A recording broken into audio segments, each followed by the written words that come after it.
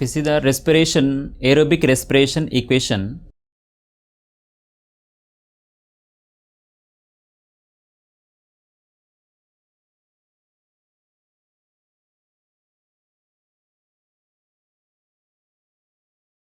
and energy in the presence of enzymes.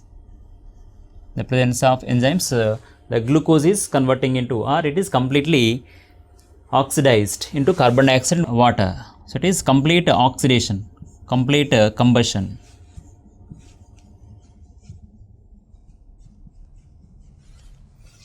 Or complete oxidation. So this oxidation process, carbon dioxide and water are formed and energy is also released. So the energy is stored in the form of ATP. So it is the aerobic respiration equation, and the energy is stored in the form of ATP. ATP is also called as energy currency of the cell. So here the glucose is generally,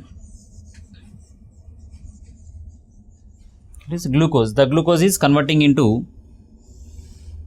here it is splitting into 2 molecules of pyruvic acid.